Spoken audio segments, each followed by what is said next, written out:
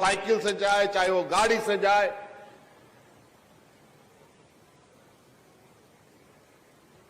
और ग्रामीणों की जो समस्या है उसका समाधान कर रहे हैं। और जो सरकार पहले कागज में योजना बनाती थी, उन योजनाओं का गठरी बांध बांध करके ये लोग गांव-गांव में घूम रहे हैं और लोगों तक पहुंचाने का काम कर रहे हैं। हमारा झारखंड का जो लोग है इतना सीधा सरल और गरीब है बेचारा। पहले तो ये ब्लॉक का चक्कर काटते काटते थक जाता था। दलाल और पदाधिकारी का जो गठजोड़ बना हुआ था, वो ऐसा गठजोड़ बना हुआ था कि गरीबों का कोई सुनवाई नहीं होता था।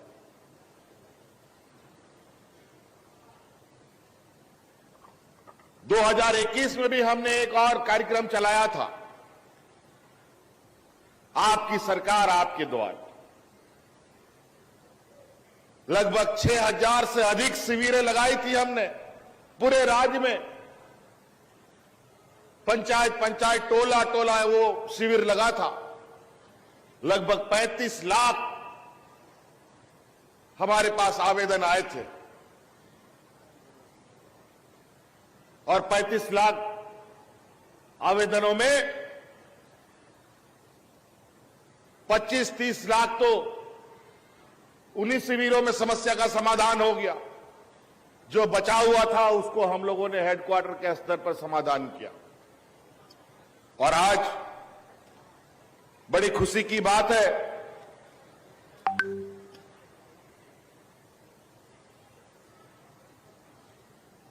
कि अभी 14-15 दिन ये कार्यक्रम चला है, अभी 8-10 दिन और चलेगा।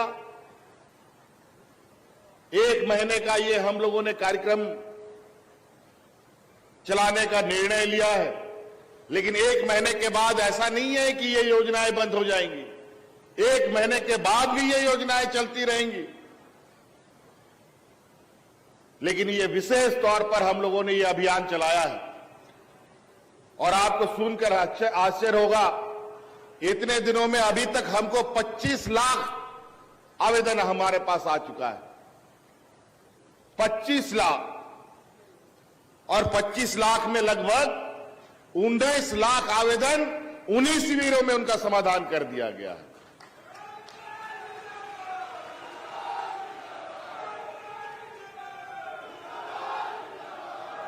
ये साधारण बात नहीं है। क्या पहले आप लोगों ने कभी ऐसा देखा है कि पदाधिकारी घर घर जा जा करके आपके गांव में, टोले में बैठ करके आपका समस्या का समाधान करे? आज इस कार्यक्रम के माध्यम से, इस अभियान के माध्यम से हमने एक योजना प्रारंभ किया है जो हमारी बच्चियों के लिए, हमारे किशोरियों के लिए सावित्रीबाई फूले किशोरी योजना। इस योजना के तहत 18 साल की जब हमारी बच्चियां हो जाएंगी, उन बच्चियों को एक मुश्त 40,000 रुपया देने का हमने कानून बनाया है।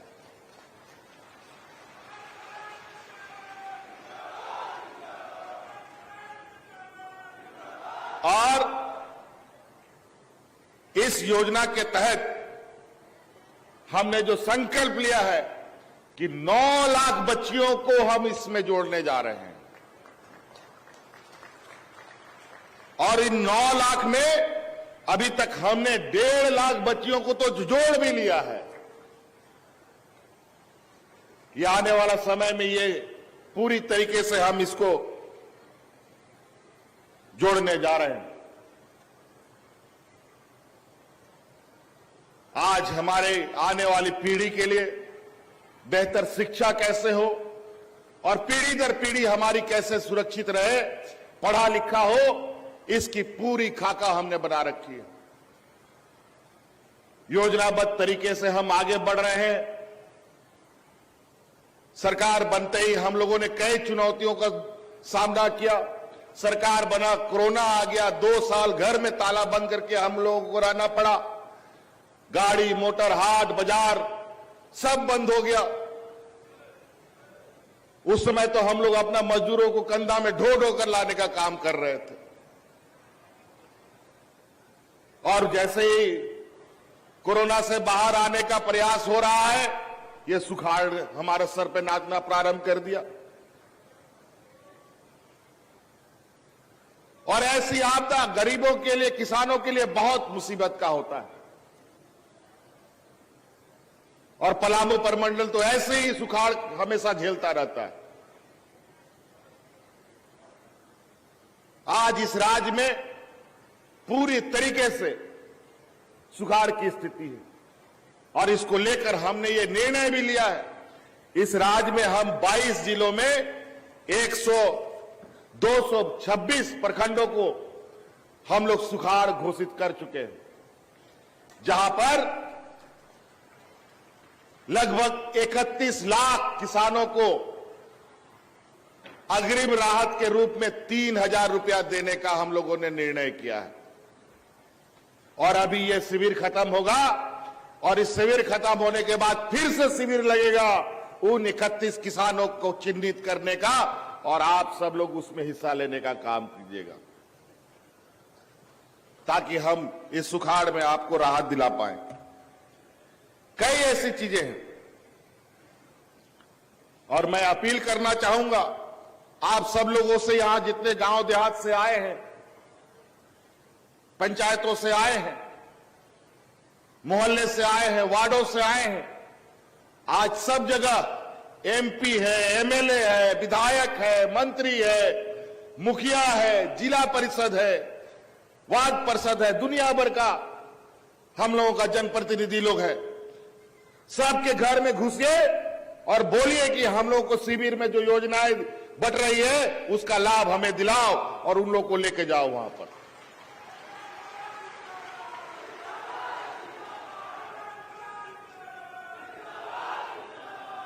आपके लिए हमने क्या क्या योजना चलाई है, आपको ये दुनिया भर के यहां पर जो हम लोगों की ये लगे हुए स्टॉल लगे हुए, इसमें आप लोगों को पता चलेगा कि हम लोगों ने कितने योजनाएं चलाई हैं। और मुख्य रूप से हम अपनी ग्रामीण अर्थव्यवस्था को कैसे अपने पैरों पर खड़ा करें, वो हमारी पहली प्राथमिकता है। अगर गांव मजबूत नहीं होगा तो वो राज्य कभी मजबूत नहीं हो सकता, ये मेरा मानना है। आज इस राज्य में कितनी गरीबी थी आपको मालूम ही है। अभी भी गरीबी चरम सीमा पर है। इस देश सबसे पिछड़े राज्यों में आता है और इनके प्रकार इस राज्य को हमेशा शोषण का शिकार होता रहा है। इस राज्य की गरीबी की हालात देखकर हमने कोरोना में देखा 25 लाख 30 लाख लोग बाहर मजदूरी करने जाते हैं, पेट पालने जाते हैं, 2 वक्त के अनाज के लिए भटकते रहते हैं। हमने देश के प्रधानमंत्री से आग्रह किया था कि यहां पर बुजुर्ग लोग हमारा बहुत है, हम सब बुजुर्गों को पेंशन दे, इसकी हमें स्वीकृति प्रदान की जाए। कोई जवाब ना कोई स्वीकृति।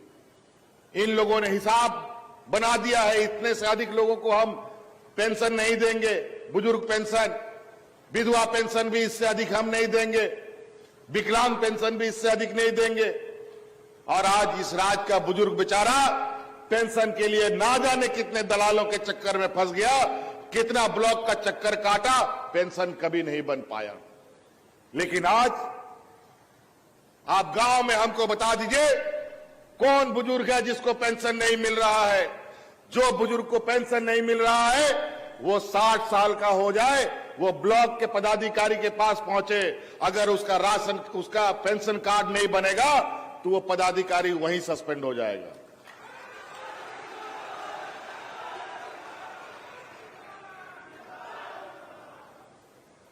कोई एपीएल बीपीएल का जरूरत नहीं है।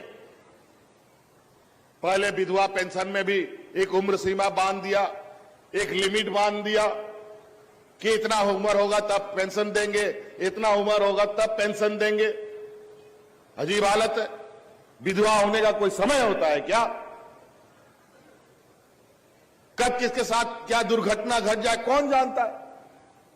तो हमने ये कानून बनाया कि जिस दिन जो विधवा होगा उसको उसी दिन से पेंशन मिलेगा और उसका कोई उम्र सीमा नहीं होगी, और जब तक वो एक रहेगी इस रूप में उसको पेंशन मिलेगा।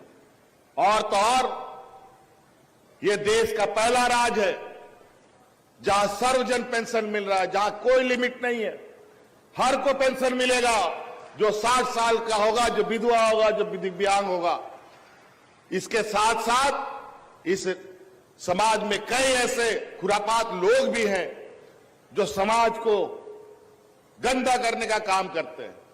कई महिलाओं को छोड़ के भाग जाता है कुछ पुरुष लोग, बेचारी वो महिलाएं दर बदर भटकती रहती है।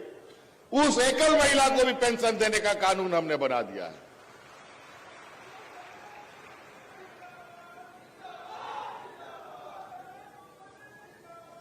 तो कई बूढ़े बुजुर्गों के लिए, बेचारे जो अकेले हैं उनके लिए ये सारी योजना हम लोगों ने मुख्यमंत्री रोजगार सृजन योजना प्रारंभ किया है। नौजवान अपना भविष्य संवारने के लिए उस योजनाओं का लाभ ले सकते हैं, और उस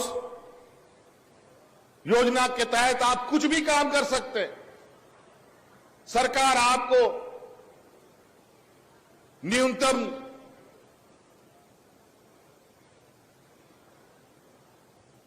परसेंटेज पर लोन उपलब्ध कराती है। बैंक में जाइएगा तो 12-15% आपको इंटरेस्ट लगेगा। सरकार का लोन आपको उपलब्ध हो रहा है। 50,000 से 25 लाख रुपए तक का लोन आपको देने का सरकार ने कानून बनाया, जिसके तहत आप कुछ भी काम कर सकते हैं। होटल चलाइए, रेस्टोरेंट चलाइए, नाई दुकान चलाइए, बढ़ई दुकान चलाइए, कारपेंटर बनिए, लोहार बनिए, मिस्त्री बनिए, मोबाइल का दुकान चलाइए, जूता का दुकान चलाइए, चप्पल का दुकान चलाइए, साड़ी का दुकान चलाइए, राशन दुकान चलाओ, टेंट हाउस चलाओ, जो काम करना है उसके लिए सरकार आपको सहयोग कर रही है। जहां आप लोन के लिए दर बदर भटकते थे, बैंक कभी जमीन का कागज तो इसका कागज उसका कागज खोजता है और लोन नहीं देता है। आप सरकार के पास आइए, जो आपको काम करने का इच्छा है उसका पूरा आर्थिक सहायता सरकार देने के लिए कटिबद्ध है। हम लोगों ने पशुधन योजना चलाया है, और पशुधन योजना के तहत गाय, बकरी, मुर्गी, सुअर, बतख सभी जानवर को बांटने का काम किया जा रहा है। जानवर तो जानवर को आप कहां रखिएगा वो भी सेट साथ साथ में आपको मिल रहा है, उसका भी चिंता आपको नहीं करना है। आज हमारे राज्य में जो हमारी बच्चे जो पैदा हो रहे हैं, वो कुपोषित बच्चे पैदा हो रहे हैं, कमजोर बच्चा पैदा हो रहा है। आज इस राज्य में महिलाएं खून की कमी की शिकार होती है। वो क्यों है मालूम है? वो इसलिए है कि हम लोगों ने अपने पूर्वजों का जो व्यवस्था है उसको ध्वस्त किया, उसको खत्म किया है। आज से 25-30 साल पीछे जाके देखें तो गांव में कितना जानवर हुआ करता था। गाय, भैंस, बकरी, मुर्गी भरा रहता था, लेकिन आज वो जानवर सब खत्म हो गया। उस समय घर घर में दूध होता था, मीट, मुर्गा, अंडा रहता था, परिवार भी स्वस्थ और बच्चा भी स्वस्थ पैदा होता था। अब खाने के लिए कुछ है ही नहीं है। सरकार का राशन के भरोसे जीवन चलता है, तो कमजोरे बच्चा पैदा होगा, कमजोरे परिवार होगा। तो इसीलिए अपनी पुरानी व्यवस्था को मजबूत कीजिए। यही गरीबों के लिए एटीएम कार्ड है, यही हम लोगों का बैंक बैलेंस है, इन जानवरों को रखिए, जितना जानवर रखिएगा इतना फले फूलिएगा आप सब लोग। हम लोग का बूढ़ा बुजुर्ग आज से 40 साल पहले यहां पर कुपोषित बच्चा पैदा नहीं होता था। उस समय महिलाएं खून की कमी का शिकार नहीं होती थी। हमारे बूढ़े बुजुर्ग दादी नानी लोगों को देखिए, आज भी बेचारी काम करते हुए कहीं कहीं कोई 80 साल हो गया, कोई 90 साल का हो गया, लेकिन खाट नहीं पकड़ा है। क्यों? वो इसलिए कि उस समय का जो उन लोग के अंदर ताकत था, वही ताकत उसको जिंदा रखा है। और आज दुनिया भर का बीमारी से लोग ग्रसित हो रहा है। इसीलिए आपको इन चीजों को गंभीरता से लेने की आवश्यकता है। कई ऐसी चीजें जो 20 वर्षों में जो हमने महसूस किया, अलग राज्य में जो हमारे विरोधियों ने सरकार चलाया, भाजपा के लोगों ने, इन लोगों ने 20 वर्षों में करा किया। लाठी डंडा चलाने में इन लोगों ने 20 साल गंवाए। इस राज्य को आगे बढ़ने के बजाय पीछे गर्त में ढकेल दिया। ना जाने कितने जख्मे दिए इस राज्य के लोगों को। हमारे जो पारा शिक्षक है, देखिए, पारा शिक्षक 12 महीना में 11 महीना सड़क पर रहता था बेचारा। तो हमारे बच्चों का पढ़ाई क्या, उनका भविष्य क्या होगा, आप अंदाजा लगा सकते हैं। और आज वही सरकार है फिर से जो इस झारखंड में जो आपने बनाया है, आज 12 महीना में 11 महीना वो शिक्षक स्कूल में रहता है।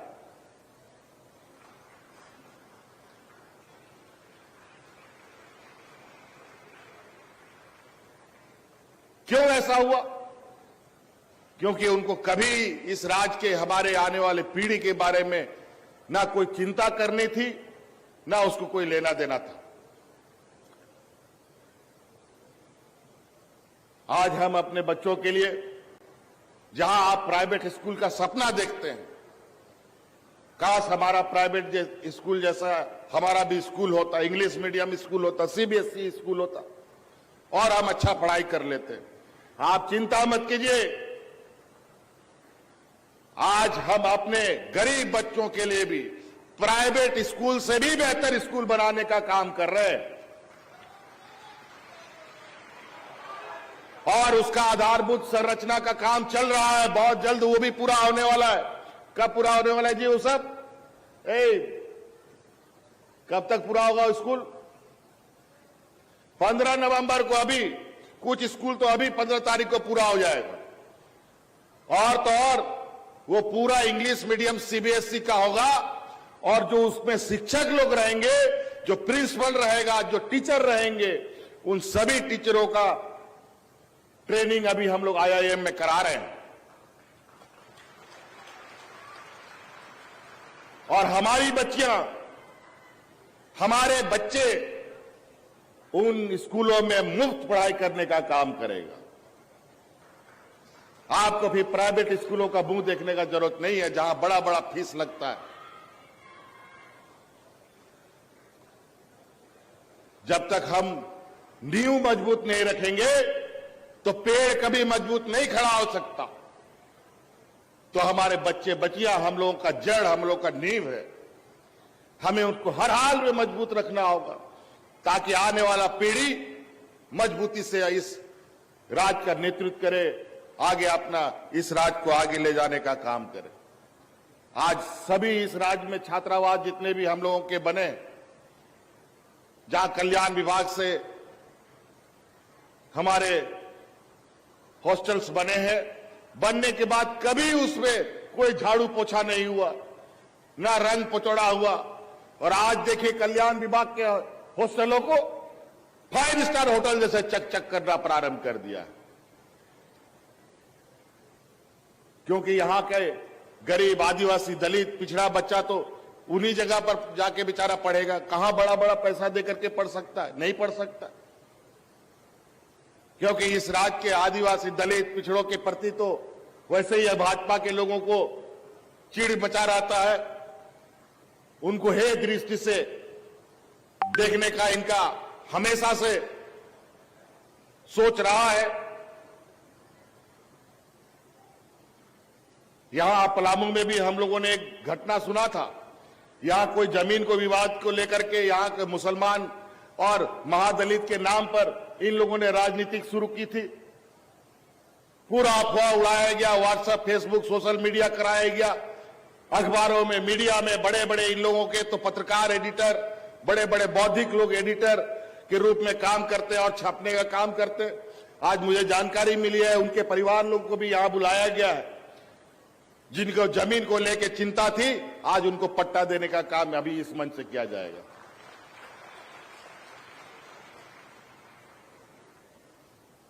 तो कई ऐसी चीजें हैं। आज फूलो जानो आशीर्वाद योजना, बिरसा हरित ग्राम योजना, नीलांबर पीतांबर योजना, कई ऐसी योजनाएं चल रही हैं। आगे हम सभी एक एक करके योजनाओं का नाम बताएं तो शायद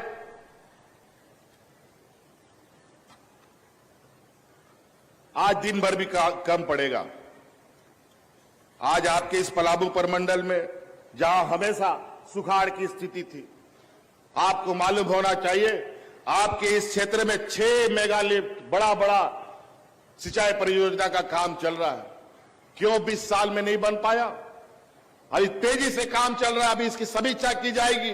कब तक पूरा होना है डीसी साहब? कब तक पूरा होना है मेगा लिफ्ट? डीसी साहब, कब तक पूरा होना है मेगा लिफ्ट? हाँ, कब तक होगा? हाँ, चलिए अभी हम देखते हैं। अभी सिंचाई विभाग का पदाधिकारी यहां नहीं है। वो मेगा लिफ्ट का बहुत जल्द काम पूरा करने का किया जाएगा ताकि यहां हर एक खेत में पानी रहे, यहां के लोगों को बाहर जाने का जरूरत नहीं पड़े। 20 साल में खेत में पानी नहीं गया, बड़ा आश्चर्य। भगवान भरोसे आजकल ये स्थिति है, पहले तो सरकार ना समय पर बीज देती थी, ना खाद समय पर देती थी। किसान भगवान भरोसे अपना काम करता था, और इस बार जब समय से पहले बीज भी मिला, खाद भी मिला, लेकिन दुर्भाग्य यह है कि समय पर बारिश नहीं हुआ। इसमें हम लोग क्या करें? आज इसका अल्टरनेट व्यवस्था करना पड़ेगा। जिस तरीके से आप लोगों ने इस सरकार को आशीर्वाद दिया है, अगला अगर हम लोग का 5 साल और हम लोग इस सत्ता को चलाने का काम किया तो हर एक खेत में पानी पहुंचाने का पहला प्राथमिकता बनाई जाएगी। क्योंकि हमारा 80% लोग हमारे गांव में रहते हैं, खेती बाड़ी पर जीवन यापन करते हैं। खेती बाड़ी तो छोड़ो, पीने का पानी का व्यवस्था 20 वर्षों में ठीक से नहीं हो पाया। आज उस पर दिन रात काम किया जा रहा है। अभी किसानों के बीच में करोड़ों रुपया बांटकर लाखों किसानों को हम लोगों ने जोड़ा, आर्थिक रूप से उनको मदद भी किया जा रहा है। कई ऐसी चीजें हैं। आज गरीबों के बीच धोती, साड़ी, पेंशन, राशन, अनेकों चीज, सखी मंडलों के बीच करोड़ों रुपए की सहायता आप लोग को उपलब्ध कराया जा रहा है।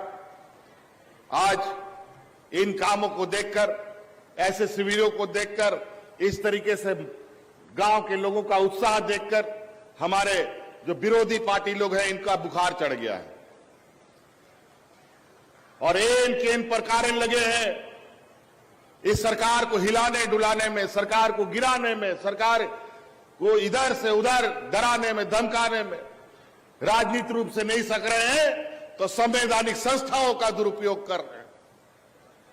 कभी ईडी के माध्यम से, कभी सीबीआई के माध्यम से, कभी इनकम टैक्स के माध्यम से।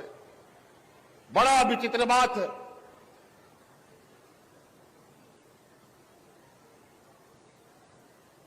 हमको भी अपने दफ्तर में बुलाने का आदेश करता है,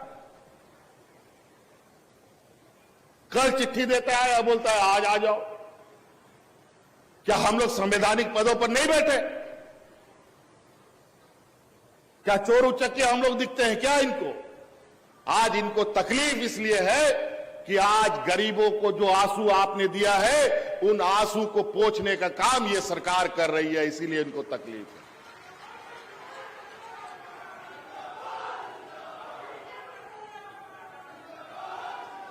आज इन लोगों ने जो 20 वर्षों तक बूढ़े बुजुर्गों को ब्लॉक का चक्कर कटवाया है, उनके दुखों को हम लोग खुशियों में बदल रहे हैं, इसका तकलीफ है। आज नौजवानों को चाहे रोजगार, चाहे नौकरी, अनेकों चीजों से हम संवार रहे हैं।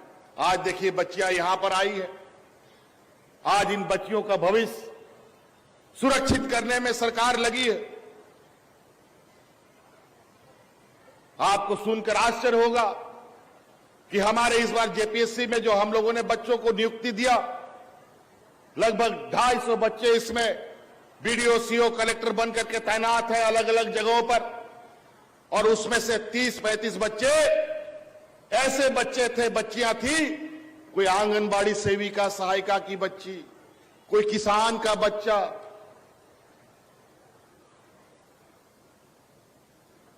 कोई एनएम का बच्चा, बताओ, बीपीएल धारी का बच्चा लोग था। कितनी खुशी होती है। लेकिन 20 वर्षों में इन लोगों ने जो जेपीएससी की हालत की है, बद से बदतर कर दी थी। उसको भी सुधार कर अभी नियुक्ति की प्रक्रिया तेजी से बढ़ाई जा रही है। अभी 15 तारीख से ही फिर नियुक्तियों की बहार निकलने जा रही है। बड़े पैमाने पर पुलिस बहाली की नियुक्ति होगी, 50,000 शिक्षकों की नियुक्ति होगी, 25,000 के लगभग, कई ऐसी चीजें। लेकिन हमारे विपक्ष को इसका ये काम अच्छा नहीं लग रहा है कि योजनाओं का गठरी बांध कर हम घर घर दे रहे हैं, लोगों को पहुंचा रहे हैं। पहले तो ये लोग कागज में ही सब आपकी योजनाओं को खा के हड़प जाते थे।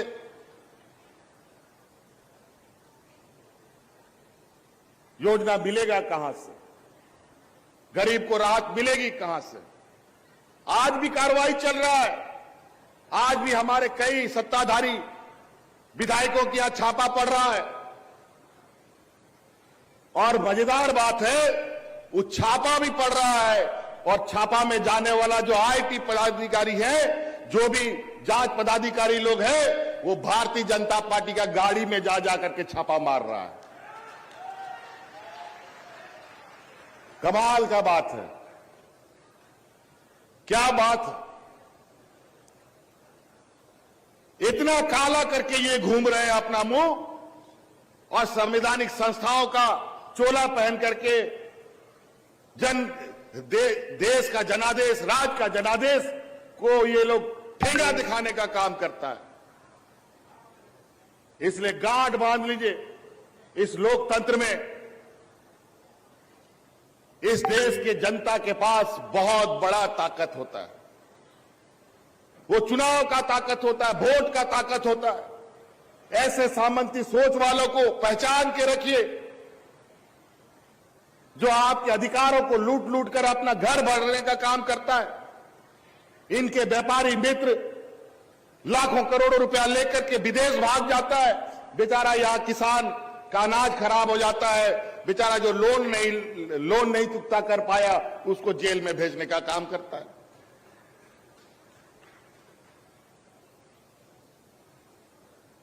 बड़ा ही विचित्र हालत है। ऐसी अराजकता देश आजाद होने के बाद कभी नहीं देखी गई है। बताइए, ईडी सीबीआई के लोग, इनकम टैक्स का लोग भारतीय जनता पार्टी का गाड़ी में जा रहा है छापा मारने के लिए। शर्म आना चाहिए, डूब मरना चाहिए इनको। और नैतिकता की बात हमें सिखाते हैं।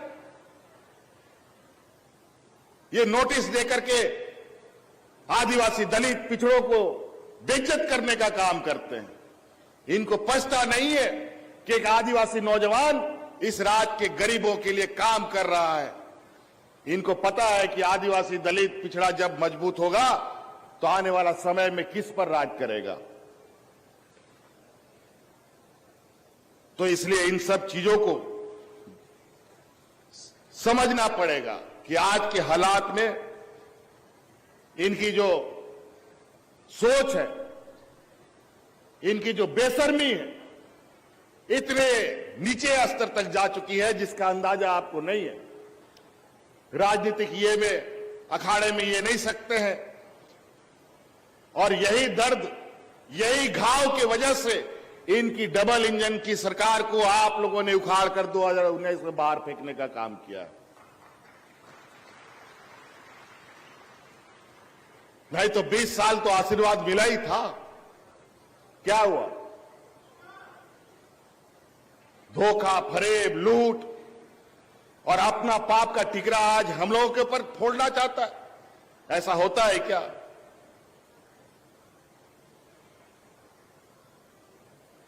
सच्चाई, ईमानदारी को आप जरूर थोड़ी देर के लिए उसको डराने का, धमकाने का प्रयास हो सकता है, उसको आप परास्त नहीं कर सकते। और अभी हम लोग मजबूती से आपका भी जवाब देने के लिए तैयार है, और वो लोग तैयार जवाब देगा जिनके चेहरे पे आज मुस्कान है।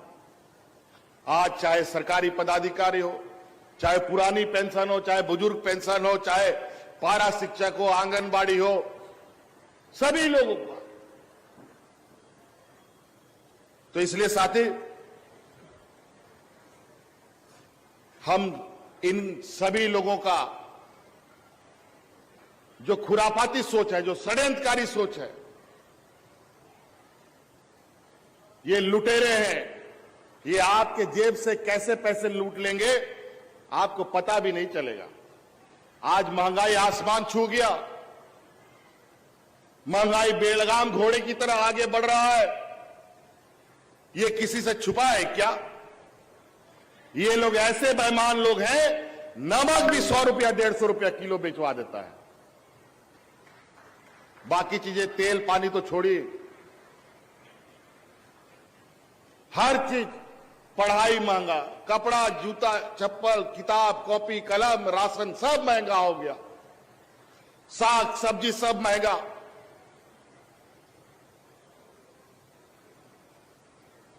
आज गैस सिलेंडर मुफ्त बांटने की बात करते हैं। कितना गैस सिलेंडर बांटते हैं ये गांव में? पहले मुफ्त कर देते हैं और बाद में पैसा तसीली करते हैं। ये लोग ऐसे व्यापारियों की जमात है जो देगा नहीं बल्कि लूटने का काम करेगा। इन जेब कतरों के नस नस से हम लोग वाकिफ हैं, और इनको राजनीतिक अखाड़े में भी आने वाला समय में जो बचे कुचे इनके जो षड्यंत्रकारी नजर आ रहे हैं, इनको बिल्कुल सफाया करने का संकल्प लेना पड़ेगा। तो इसलिए और भी कार्यक्रम है, जल्दी समय भी, सूर्यास्त भी होता है।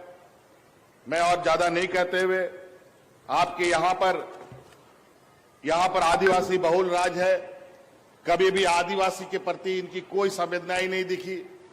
ये पहली बार इस राज्य में 2 दिवसीय आदिवासी दिवस मना, पहली बार 20 वर्षों में कभी आदिवासियों के प्रति इनको कोई संवेदना ही नहीं दिखी, और आदिवासियों के बीच में अपना घड़ियाली आंसू बहाते।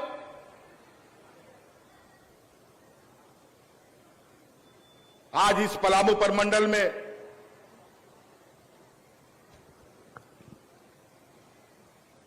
जो हमारा आदिवासी महाकुंभ, जो यहां मेला लगता है, दुबिया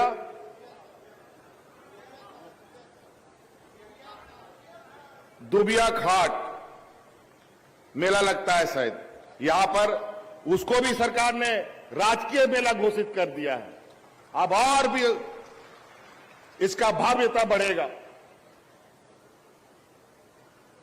आज कहीं ना कहीं इस राज्य में जो हमारे सभी वर्गों का, आदिवासी, दलित, पिछड़ा, अल्पसंख्यकों का जो एकता का जो परिचय है, जहां मिलजुल कर हम लोग इस राज्य में एक साथ रहते हैं, ये लोग जात धर्म के नाम पर जहर डालता है और एक दूसरे से लड़वा देता है, और ऐसा जहर डाल देता है कि आपको पता चला कि अपने आप से घृणा होने लगती है।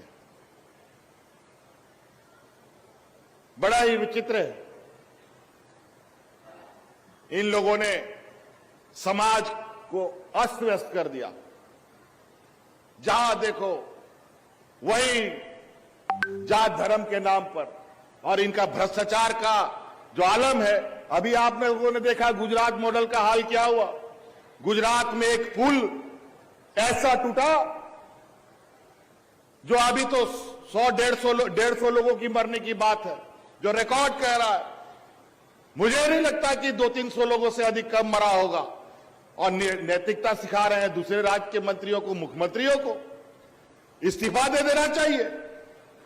उनके मंत्री को इस्तीफा देना चाहिए। ये नैतिक नहीं बताते जहां 150 लोग मारे जाते हैं और उनको पता है कि वो पुल कमजोर है, उसके बावजूद लोगों को उसमें चढ़ा देता है। और सारे भारतीय जनता पार्टी का लोग उसका टेंडर, मेंटेनेंस, सारा काम वही लोग करता है। टिकट काटने से लेकर वही लोग करता है। जहां 50 लोगों का चढ़ने का क्षमता है, 500 लोगों को चढ़ा दिया और मरवा दिया पानी में।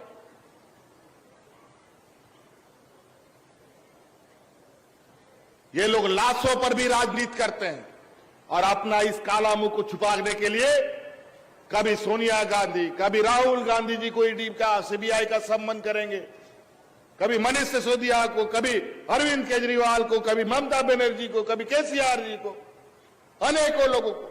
और भारतीय जनता पार्टी के लोगों को नहीं। सभी भारतीय जनता पार्टी के विरुद्ध में जो राज है वही इनको सारा षड्यंत्र दिखता है। और इनके ये लोग सारे दूध के धुले हुए, इनके व्यापारी मित्रों के जो पानी जहाज का जो तट होता है वहां पर लाखों रुपया, अरबों रुपया का चरस, गांजा, अफीम निकलता है। कोई सीबीआई ईडी नहीं जाता।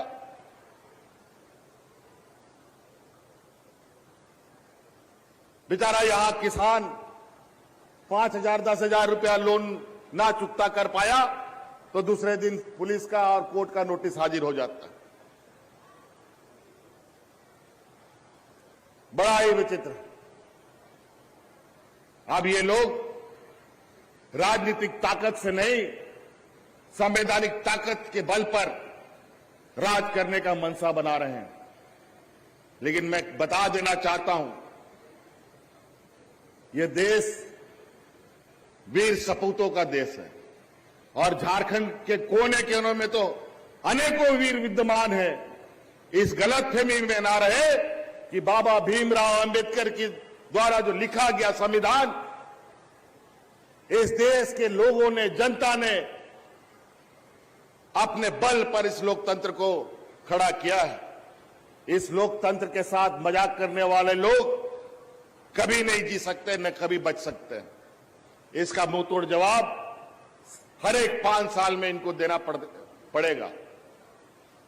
तो इसीलिए आप सब लोग सरकार के द्वारा चलाए जा रहे कार्यक्रम को जगह जगह पर आप लोग पहुंचे। और ऐसा नहीं है कि जिस शिविर में आप पहुंचे गलती से उस शिविर में नहीं पहुंच पाए तो आप दूसरे शिविर में भी जाकर के अपना आवेदन दे सकते हैं। वहां भी आपका आवेदन लिया जाएगा, कोई मना नहीं करेगा। इसलिए हो सकता है हमारा गांव देहात का लोग, कुछ लोग इधर उधर रहता है, नहीं जा पाया, तो आप लोग दूसरा शिविर में भी जाकर के अपनी समस्या का समाधान कर सकते हैं। कोई ना नहीं करेगा। और अपने जनप्रतिनिधियों को पकड़ पकड़ करके बोलिए कि हमें इन योजनाओं का लाभ दीजिए। तो इसलिए और अपनी बातों को यहीं समाप्त करते हुए आप सब लोगों को इस कार्यक्रम में आने के लिए पुनः बहुत बहुत धन्यवाद करते हुए जोहार करते